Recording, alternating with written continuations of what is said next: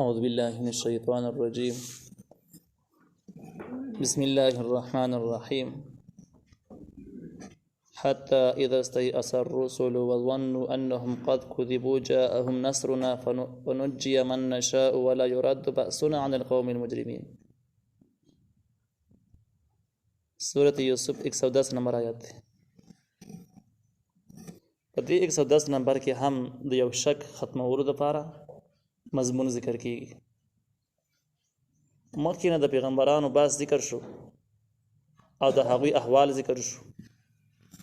بیا د پیغمبرانو باندې د کافرانو اعتراضونه ذکر شو چې نبی علیہ السلام پیغمبر نشي کېدی، د انسان دی، نارینه دی او دا بل شان پکارو. هغه مضمون را روانو په دې کې موږ دې ته راورسېدلو چې د کافرانو او د اسلام دشمن عناصرو یو اعتراض دا دی چې په قرآن او حدیثو کې د عذابونو ذکر دی چې عذابونه به راځي، قیامت به راځي. حالانکه موږ دومره لوی لوی جرمونه کوو، روان یو لګیا یو، په موږ رانغی، نو معلومیږي دا چې دا عذابونه به نه وي او دا به اسې وادي اسې یرول به یو به نه. نو په دې آیات کې د دغې شک علاج دی، دغه شیطاني وسوسې علاج دی. ځکه شیطان چې کوم دی نو امام ابن جوزی رحمه الله فرمایي چې په ضم الهوا و تلبیس ابلیس کې چې شیطان چې کله انسان ګمراه کوي نو دا خو به دلایلو سره راځي او د هغه لارو نه راځي چې کوم ځای نه انسان په خپل مذهب او دین کې شکمن جوړ شي او دې یو ناجایز په یو ښایسته رنګ کې ورته ښایسته ښکاره کړي. زین شیطان للناس سوء اعمالهم.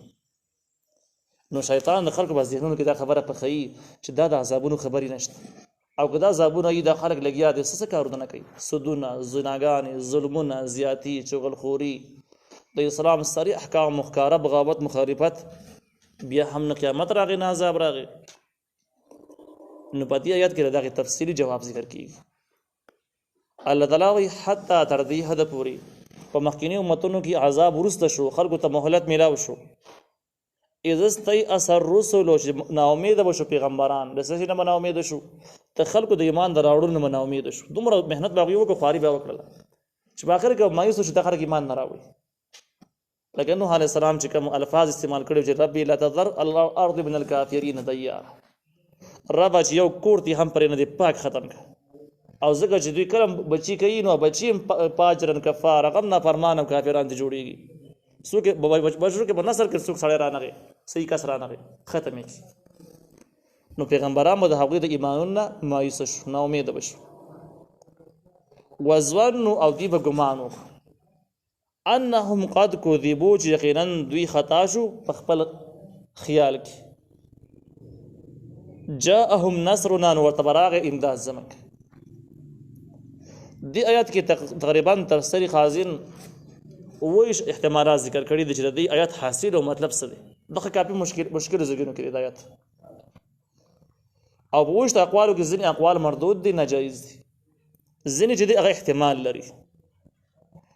در تفسیر خازن تحقیق دی په دې ځای کې، لیکن تفسیر معرف قرآن ذکر کوي د تفسیر مظهری په حواله باندې چې په دې ټولو کې صحیح معنی کم یو ده او صحیح راجح قول کم یو ده. نو په دې کې د تفسیر مظهری رائے دا ده چې د دې آیات صحیح معنی دا ده چې ناامیده به شو پیغمبران، وظنوا، او د پیغمبرانو به خیال وکړو، انهم قد کذبوا، چې یقینا دی په خپل خیال کې د عذاب په د تعین په باره کې کذبوا خطا شو. وایي د دې معنی داسې ده چې الله تعالی به د پیغمبرانو سره وعده کړي و چې عذاب به کافرانو باندې راځي، ستاسو سره به امداد کیږي. نو د پیغمبرانو په خپل اجتهادي سوچ دا و چې یاره موږ کله محنت وکړو او زموږ مخالفین پیدا شي او په اسلام په سر باندې مسلمانانو باندې ظلم شروع کړي، ښکاره به د بغاوت اعلان وکړي، نو کیدای شي همدغه به د عذاب د راتلو ټیمي. دا د اجتهادي غلطي وایي، اجتهادي سوچ. هغه وخت به راغی مسلمانانو به ظلم وشو، ښکاره باغیان به پورته شو د اسلام نه، به سر عام انکار وکړو، بغاوت اعلان به وکړو، عذاب به رانغی. چې عذاب به رانغی نو پیغمبرانو به خیال دا وکړي چې یاره د عذاب د تعین دپاره چې موږ کوم سوچ کړی هغې کې موږ خطا شو، دا ټیم یې نه و، عذاب دا ټیم نه و، موږ خطا شو، عذاب ته ټیم شته. دې د اجتهادي غلطي او اجتهادي غلطي د پیغمبرانو نه کېدی شي، لیکن د پیغمبرانو د اجتهاد خطایي او د عامو مجتهدینو خطایي کې فرق دی. هغه دا چې کله پیغمبران په اجتهاد کې خطا شي فوري آسماني وحي راشي او تنبیه ورکړل شي چې د ذکر کې خطا وي او هغه اصلاح شي. عام مجتهدین ته وحي نه کیږي، ناغوی چې خطا شي هم د صفات شي. د دې یو مثال چې کوم دی نو صلح حدیبیه هم دی. صلح حدیبیه کې نبی کریم صلی الله علیه وسلم د دې واقعې نه مخکې خوب ولیدو. دغه وخت چې کله دوی هجرت کړی دی او راغلی دي مدینه منورې ته راغلی دي، خوب یې ولیدو چې صحابه کرامو منځ کې زه روان یم او د خانه کعبې طواف کوم. نبی علیہ السلام خپل اجتهاد سره اندازه ولګول چې داسې معلومیږي چې که زه سږ حج ته لاړ شم عمرې له لاړ شم نو تللی شم، ماته به څه مشکلات نه وي. صحابه کرامو ته یې وویل چې دغسې خوب مې لیدلی دی او بس ګڼ ملګري برابر کړل او روان شو. حدیبیه مزګین ته چې کله ورسېده او مکي کافرانو ته پته ولګېدله چې مسلمانان خو عمرې ته روان دي، خانه کعبې ته به راځي، دوی راله محاصره یې کړو. او بیا عثمان رضی الله تعالی عنه هغه د خبرو اترو دپاره دوی سره مخامخ شو، خبرې ورسره کولې. او بیا د هغې نه وروسته چې کوم دی لنډ حاصل یې دا شو چې په حدیبیه مزګین کې یو صلح عهد ولیکلی شو. عهد کې داسې ولیکلی شو د مشرکانو طرف نه، مشرکانو ورته وویل چې په هېڅ حال د خانه کعبې ته پرېږدو نه، سکال به بالکل خانه کعبې ته نه راځي، قطعا به نه راځي. که راځي زموږ عسکر او خلک ستاسو نه چافیر دي، تاسو به وژلی کېږئ او جنګ به کېږي. البته زموږ یو وعدې پابند به تاسو ژوند تېروئ او سکال به تاسو حج ته نه راځئ، پر روان کال کې به راشي. روان کال کې چې کله تاسو راځئ نو بغیر د اصلحې نه به راځئ او اصلحې به تاسو سره نه وي. اوس لاړ شئ واپس، هېڅکله هم تاسو موږ خانه کعبې ته نه پرېږدو. یو پکې دا خبره ولیکلی شو. او په حدیبیه کې دا هم لیکلی شوي چې کم کسان د مکه کې مسلمانان شي او مدینې ته لاړ شي نو هغه کسان به د مکه کې مدینه منوره کې مسلمانان به یې نه پرېږدي، واپس بیا رالیږي راشړي هلته به ځان سره پرېږدي نه. او که مدینه کې څوک مرتد شي مکې ته ځي دته به پول اجازت ځي دي، پابندي به پرې نه. دا معاهده هم دا خبرې هم ولیکلی شوې. اگر چې عمر فاروق رضی الله عنه په دې معاهده باندې سخت خفه و، نبی علیه السلام ورته وویل چې نه ما ته د وحي په ذریعه باندې الله وښودل چې دا معاهده ټیک ده، د دې وخت سره دا ټیک ده، دا مناسب ده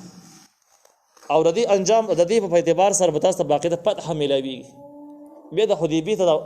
د قرآن په آیتونو کې باقاعده د فتح لفظ استعمال شي، دا بیخي فتح ده مسلمانانو دپاره. د دې نه وروسته بیا 2 کاله وروسته د فتح سره یعنی مسلمانانو په خانه کعبه باندې حمله وکړه. په دې منځ کې چې کله دوی دا معاهده لیکلې وه نو مسلمانانو دعوت او رابطې مضبوطې کړې، دعوت او رابطې تیزې کړې او دومره ملګري دومره ځوانان یې تیار کړل چې بیا 2 کاله بعد په مکه باندې حمله وکړه. غونډه مکه یې ونیوله، حجم وشو، عمره وشو، هر څه برابر شو، هېڅ مشکلات نه. اوس ګوره دې خبرې ته راځو چې نبي علیه السلام کوم خوب لیدلی چې زه د ملګرو سره لاړم د خانه کعبې طواف کوم، نو نبی علیه السلام یې تعبیر سره راویستو چې ګنې دا کال دی، په دې کال باندې ماته اجازت دی. او دې اجتهاد کې نبی علیه السلام خطا شو، هغه کې ټیم وروسته هغه د هغې تعبیر وروسته اگر چې د وحي په ذریعه باندې تنبیه وشوله دا ټیم نه و، د اصل راوتې. نو د دې لنډ حاصل دا شو چې پیغمبرانو به د خپل سوچ او د خپلو اندازې مطابق د عذاب چې کومه وعده وه په عذاب په وعدو کې خو داسې نه وي چې په پلانکي تاریخ باندې به عذاب راځي. واضح آیتونو کې داسې چې کم کسان د اسلام مخالفین دي او دشمنان دي په هغې به عذاب راځي، خو داسې نه چې په پلانکي تاریخ پلانکي ورځ باندې به راځي او ته چې دومره دعوت وشرې دومره کلونه پوره شو بیا به عذاب شروع شي، داسې پکې نه وي، تعین پکې نه وي. نو پیغمبرانو به د قراینو او د علاماتو په بنیاد باندې یوه اندازه ولګوله چې یاره به دې تقریبا چې دې حد ته خبره ورسېږي عذاب به راشي.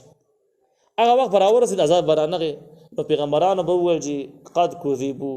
یقینا موږ په خپله اندازه کې خطا شو. په عذاب کې خطا نه یو، عذاب به راځي لیکن په اندازه کې خطا شو چې یاره کم ټیم موږ ټاکلی هغه ټیم باندې عذاب رانغی. دا معنی چا ذکر کړله؟ دا معنی عبدالله ابن عباس رضی الله تعالی عنه ذکر کړله. د دې آیت تفصیل او دا روایت بخاری شریف کې موجود دی. نو تفسیر مظهری وایي چې دا معنی صحیح او مضبوطه معنی ده، دا قوي تفسیر دی. د دې نه علاوه یو مردود تفسیر چا دا کړی دی چې دا بالکل قابل قبول هېچا قبول کړی نه دی. شکر به چې به صحابه کرام به پیغمبرانو به دومره زیاتې وشو، دومره به د عذاب د نیټه اوږده شوه، مهلت به اوږد شو کافرانو لپاره چې د پیغمبرانو به خیال لګه چې عذاب کومه وعده چې زموږ څه شو هغه څه شوه، عذاب ولې رانغی، په دې کې به شکمن شو. دا معنی بیخي صحیح نه ده، ځکه پیغمبرانو شان داسې نه ده، پیغمبران داسې نه وي. عام سړی الله تعالی په وعدو کې شکمن کېدی نه شي، نو پیغمبر به څنګه شکمن شي. دویم چې کوم دی په دې کې دویم قول تفسیر تفهیم القرآن نه اخیستی دی. هغه داسې وایي چې حتی اذا استیأس الرسل، تر دې چې ناامید بشو پیغمبران رسته شي نه به ناامید شو د دې خبرې نه به ناامید شو د خلک ایمان وس نه راوړي دومره خواري به وکړه ستړي بشو او یو سکند ته بسوسو پیری ورلو لکه د ابو جهل کوړه روایت کې چې نبی عليه السلام 50 پیری ورغلو یو پر د شپې ورغه باران ورید تیار و ابو جهل ویل چې بده تیار کې بده باران کې څوک راغلی دا ډېر ضرورتمند سړی او ډېر حاجتمند وای کنو څوک چې بده باران کې سلیونه نه لري کور وسی دروازه چې کله کولا او دای هم ویل چې څه هم غواړي نو منی کومې دینه ځکه دا ډېر حاجتمند سړی دی چې دروازه کولا نبی عليه السلام سره ملاقات وشو سبه نبی عليه السلام دعوت ورکو دوی ته غوسه شو په دې باران کې دی خبر د پار راغلی او بس دغه دعوت مسترد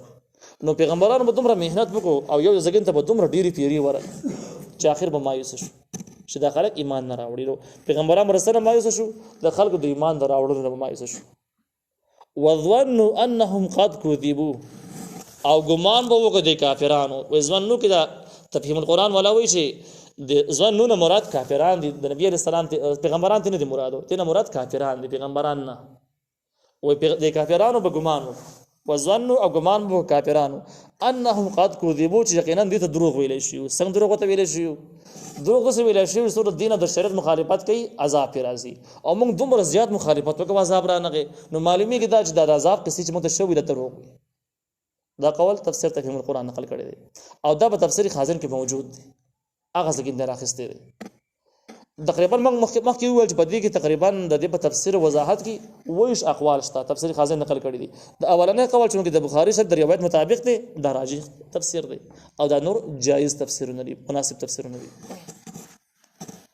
الله وای جاءهم نصرنا نرابغ امداد ظلم چې کله به پیغمبران په دې کې مایوس شو او ګمان به راغی چې موږ د عذاب په تعین کې خطا شوي عذاب ته ټیم ډېر زیات پاتې دی چې بده کې عذاب را ورسېدو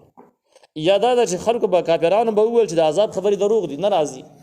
او پیغمبران به د ایمان نه مایوس شوي په دغه ټیم کې به عذاب را ورسېدو الله وایي فنجي من نشاء نو موږ خلاصو هغه څوک چې زموږ خوښ د الله څوک خوښي مؤمنان خلک خوښي مؤمنان خلک به خلاص عذاب نه بچ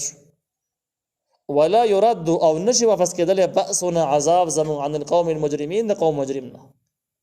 نو دا صراحت شه بده باندې چې خلاصیدون کې خلک مؤمنان شو کم چې مجرمان هغه باندې عذاب خما خلاصي سوکي بچ کولې نشي نو الله تعالی ولا يرد نشي واپس کېدل بأسنا عذاب زموږ عن القوم المجرمين قوم مجرم د دې آیات نه معلومیږي دا چې الله تعالی د چا باره کې د عذاب فیصله وکړي چې دا خلک صبرم تدبیرونه وکړي بغیر د ایمان نه او بغیر د توبې نه نو دغه تدبیرونه به ناکامي عذاب به خامخ راځي نو ردین علماء یو مسله معلومه کړی ده هغه دا ده چې کله کله ځینې خلک داسې وایي چې یاره د قدرتي آفاتونو خلاف مقابله روانه ده او د قدرتي آفاتونو مقابله روانه ده د هغې د مخنیوي دپاره قرباني روانه ده او یاره د قدرتي یا د پلانکي عذاب د مخنیوي دپاره جهاد روان دی داسې خبرې خلک کوي نو وایي دا ردي آیات سره سخت ټکراو لري ځکه چې قدرتي آفاتونو مقابله ته څنګه کوي الله تعالی خو وایي چې زما عذاب نه واپس کېږي او ته دې مقابله کوم نو مقابله د کوم ځای کې نه کېږي نو عذاب سره مقابله کول څه شی دی د غر سره سر جنګول دي چې غر او سر په جنگ باندې ورشي څوک خرابوي سر خامخه خرابوي ښکاره خبره ده نو داسې الفاظ استعمالول په دومره جرأت سره چې د قدرتي آفاتونو د عذابونو مقابله روانه ده د انتهایی جرم دی داسې الفاظ استعمالول ټیک کار نه دی الله تعالی چې د کوم عذاب فیصله کړي هیڅوک مقابله نشي کولی لقد كان في قصصهم عبرة لأولي الألباب یقینا شته دی فی قصصهم واقعات د پیغمبرانو کې چې کوم وړاندې تیر شو او مشهور واقعه کې د یوسف علی السلام په ډیر تفسیر سره تاسو باور دا به هم شامل ده عبرت بدی کې ډیر زیات عبرت ته لأولي الألباب د فرد خوندانو د عقلونو چې عقل نه دا واقعه چوغوري نو هغه ته ډیر سبقونه اخیستل شي چې ګور یوسف علی السلام سو کال صبر وکړ انتظار وکړ او بده کې جیلونو تمزی کویانو تمزی او د کور نم بهر دی صبر کوي برداشت کوي اخر فتح دغه په لاس باندې راځي عزت الله تعالی هغه ور کوي هغه مخالفین خپل تر غورځيږي مافیان دي غواړي نو دا سبق شو د عقلمند خلکو د فارج په دین باندې کله کېدل په دین باندې عمل کول اگر که د ډیرو کړهونه هم په منځ کې راشي لیکن فتح د حق پرستو ده او دا مضمون ثابت دی دغه شان د کې د مکی خلکو د پاره د نور کافرانو د پاره په دې کې هم یو سبق موجود دی چې نبی علیہ السلام اگر که یوازې دی اگر که په ابتدا کې به ظلمونه کېږي زیاتې مخالفتونه ډېر دي او په مسلمانانو باندې ظلم روان دی لیکن دا چونکې الله تعالی په احکام باندې عمل کوي الله تعالی را دین سره واسطه ده نو اخرنی انجام بدایي چې دا فتح مونږ کړه بابا مونږ کافران که څومره زورور دي مغلوب کیږي او دغه شان د دنیا په هر دور کې دا غوې د لپاره سبق دی چې حق به غالب کیږي اگر که ډېر لګي او سورۃ بقره کې دا مضمون په صراحت سره ذکر شوی دی چې کم من فئه غلبت فئه کثیره باذن الله ډېر پیری بتا سړي دلی او ردلی بمي چې لوګ خلک په ډېر زیات خلکو باندې استغالب شي او ډېر خلک چې کا سخري ماتي وخري ځکه چې باذن الله تعالی امر د څه شوی چې بس د سې دی وشي او چې الله تعالی امر سره چا سره نو څوک به مخونه سي څوک مخ نه شنی ولې ایسو ته پوس نشي کولای نو بدی واقعاتو کې د عقل خوندانو لپاره ډېر لوی عبرت او سبقونه موجود دي ما كان حديثا يفترى ولكن تصديق الذي بين يديه ما كان حديثا يفترى نه د قرآن دسی خبرې چې ځان نه جوړی شي کانه کې ممکن ده چې دینه مراد واقعات تی مراد شي چې قرآنی واقعات د رضا جوړ شوی افسانې او قصې نه دي چې کم اسی هوایي قصې شاعرانو جوړی کړي دا غنه دي او کانه نه مراد قرآن شي نو بیا به واقعات د نه پکې یو جزء وګرځیدو چې قرآن نه ده ما کان حدیثا نه ده قرآن دسی خبرې یو تراج رضا نه جوړی شي چې قرآن دسی خبرې نه ځان نه جوړی شي نو قصې پکې په خپل راړي واقعات پکې په خپل داخل شو چې هغه نه ځان نه جوړ شوی دا څنګه کتاب دی ولکن تصدیق الذي لیکن دا قرآن دسی کتاب دی تصدیق الذي تصدیق د هغه څه دی بین یدیه چې دینه مخکې دی دین چې کوم مخکې کتابونه د هغه د مضمونونو تایید په قرآن کې موجود دی او دینه مراد واقعات شي نو بیا او دسی چې ما کان حدیثا یفترى نری دا واقعات دسی چې ځان جوړ شوی لیکن دا واقعات تصدیق د هغه کتابونو چې دینه مخکې دی نو وهب ابن منبه یو عالم دی هغه وایي چې دا واقعات چې کوم دي لکه سورۃ یوسف او داسې نور واقعات د مخکینی واقعاتو تصدیق په دې طریقه باندې کوي چې آسماني څومره کتابونه نازل شوي دي تورات انجیل زبور او دغه شان آسماني تمامي صحیفې په دې کې د یوسف علیه السلام واقعه په تفصیل سره موجود ده او قرآن کې دا واقعه رااله نو قرآن دی واقعه ثابت کړله چې مخکینی واقعات چې کوم د سورۃ یوسف کوم د یوسف علیه السلام متعلق واقعات دي دغه واقعات واقع ثابت دي د شوی ده نو دی واقعه نور واقع تصدیق وکړو دغه شان د نوح علیه السلام واقعه نور کتابونو کې موجود مکه موږ دغه حوالی ورکړي وي چې په تورات کې هم د بحث ته په انجیل کې هم نور کتابونو کې مشته دي او قرآن کې د نوح علیه السلام واقعه رااله دغه شان د شعیب علیه السلام دغه شان د لوط علیه السلام نو دی واقعات د مخکینی واقعات تصدیق وکړو د مخکینی کتابونو واقعات تصدیق وکړو نو ذکر د مخکینی کتابونو مضمون او د دې کتاب مضمون یو شان تک راغی نو خو ثابت شول چې دا کتاب رضا نه جوړ شوی دا واقعي کتاب دی یقیني کتاب ولكن تصديق الذي لیکن دا قرآن یا دا واقعات تصدیق د هغه سره بین یدیه چې د قرآن نه مخکې هغه باس مخکې موږ وتفصيل كل شيء او تفصیل هر یو شی دی څنګه هر یو شی تفصیل پکې دی قرآن کې د هر شي تفسیر په دې انداز باندې دی چې کوم شی ضرورت انسان ته شته تفسیر باندې قرآن وایي لکه انسان ته څه ضرورت دی انسان ته دې خبره ضرورت شته چې د الله تعالی عبادت کوي او د هغه طریقه ورنه پکار ده قرآن په عبادت باندې باس کړی دی انسان ته د اخلاق ضرورت ته چې انسان په معاشره کې څه قسم اخلاق متیاري د حیواناتو شاند کې نه بدل اخلاق او د انسان د حیواناتو نه بس شي باندې بدل نو اخلاقیات قرآن ذکر کړی دي تفصیلی دغه شاند کې انسان د معاملات مبارک چې انسان یو روزګار کوي یو پیشه اختیار یو ملازمت کوي نو هغه د لپاره قوانین او اصول څه شي دي قرآن د هغه د لپاره اصول خود دي کله تجارت کوي او کله عام روزګار پیشه اختیار ای هر یو پیشه د لپاره هر روزګار د لپاره یو اصول قرآن کې موجود دي دغه شاند کې حکمرانی سیاست عدالت معیشت هر شي د لپاره د ټول انسان ضرورت دی او د ټول احکام قرآن کې موجود دي نو تفصیل کل شیء نو دا مراد شو چې هر هغه شی چې انسان ته ضرورت دی نو قرآن د هغه تفسیر بیان کړل دا معنی شو تفسیر تفهیم القرآن وایي چې ځنې خلک د سیمانه کوي چې په دې کې هر یو شی موجود دی لکه طب شو او دا شاند کې ساينس شو نور شي نشو نو دغه خلک به کوشش کوي چې لکه په لورو طریقو باندې ثابتوي او هغه معنا اغستر به بیا کافي مشکلات پیدا کوي نو کلند څه واغه چې دا معنا معرفت القرآن هم نقل کړی دا چې تفصیل کل شیء هر هغه شی مراد د انسان ته پټ ضرورت دی زبردست ضرورت دی او غټ ضرورت قران نقل کړي ټول نقل کړي دي وهدن دا هدایت رهنمایي ته وي ورحمت او رحمت ته لقوم یؤمنون د قوم د پاره چې ایمان لري دې ځکه کې یو سوال لږ ګوره قران هدایت ته خود هر چا د پاره هدایت هدل للعالمین د هر چا د پاره هدایت او الله و چې نه قران د مؤمن د پاره هدایت ته او د مؤمن د پاره رحمت دې ځکه کې د دې جواب چې کوم د تفسیر معرفت قران دا ذکر کړی دی چې اصل کې هدایت چې کوم دی نو دوه معنی د مشهور معنی د مخکې موږ بده باندې باندې بحث کړی دی یو هدایت چې کوم دی نو لار خودنه ته وي ته چاته لار وخت د لار دستل خود نور اخو سره خواري ونه کې د لاس نه ونه رسي غزګین ته ونه رسي گاړي کې ونه چې غزګین ته ورسي صرف لار وته وخت دې ته په عربي کې اراءه الطريق وي دا هم د هدایت معنی ده او دوی معنی ده ایصال الى المطلوب چې ته یو کس ته لاس ونه رسي کوم څه چې ته پکار غزګین ته ورسي